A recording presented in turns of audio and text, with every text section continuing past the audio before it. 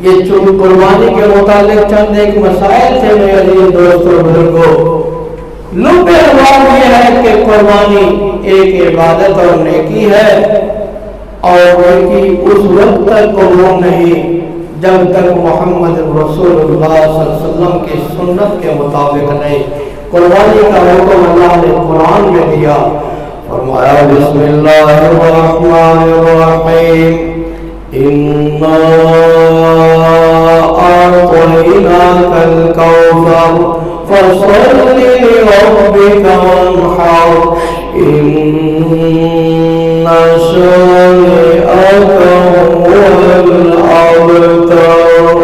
اللہ فرماتے ہیں میرے محبوب محمد کریم صلی اللہ علیہ وسلم، بے شک ہم نے آپ کو کوثر عطا فرما دی، ہم نے آپ کو خیر کثیر عطا فرما دی، ہم نے آپ کو حوض کوثر عطا کر دیا جو روانی ہے۔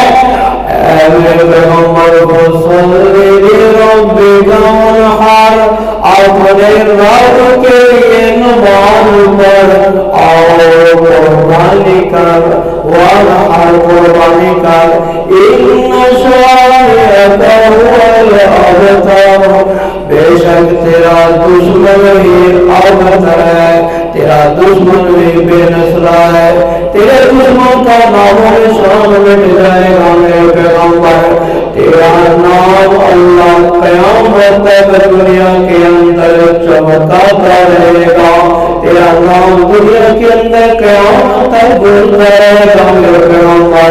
یہ جو آج کے تانے دینے والے، جو آج تمہیں گالیاں دینے والے، جو آج تمہیں برا بھلا کہنے والے ہیں، ان کی باتوں پر پریشان ہونے کی ضرورت نہیں میرے محبوب، ہم نے تمہیں کوثر عطا کر دی، نماز پڑھ اور قربانی کر، تیرا دشمن نیست و نابود ہو جائے گا، اس کی نسل مٹ جائے گی، اس کا نام و نشان مٹ جائے گا۔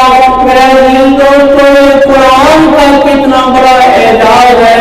آج دنیا کے اندر ابو جہل کی نسل موجود نہیں، آج دنیا کے اندر ابو لہب کی نسل موجود نہیں، آج دنیا کے اندر شیبہ کی نسل موجود نہیں، آج دنیا کے اندر امیہ کی نسل موجود نہیں، آج دنیا کے اندر میرے محبوب کے دشمنوں کی نسل دنیا کے اندر آج کوئی نام لینے والا موجود نہیں۔ میرے آقا کا نام آج بھی زندہ ہے اور قیامت تک زندہ ہے۔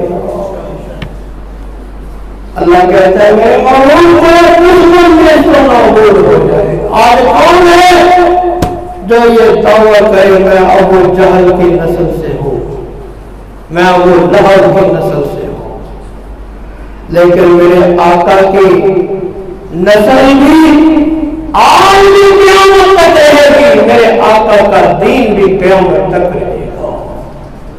میرے عزیز دوستو، اللہ سے دعا ہے رب العالمین ہمیں اپنے پیارے حبیب کی سنت کے مطابق قربانی کرنے کی توفیق عطا فرمائے۔